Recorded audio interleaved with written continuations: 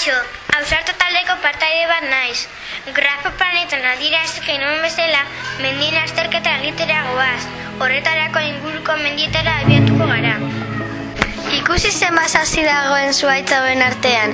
Zute baten aurre sasi hauek handitu egingo lukete zute arriskua. Ikusi zenbat zikinkeria honek ere handitu egingo luke zute arriskua. Zen denon artean pentsatzera zer egin dezakegun zute arriskua gutxitzeko. Proposamen badut, bi talde egin ditzakegu. A taldea lehenengo 11 izango dira eta B taldea hurrengo 11. A taldea sasiak entzera joango da eta B taldea zikinkeria jasotzera.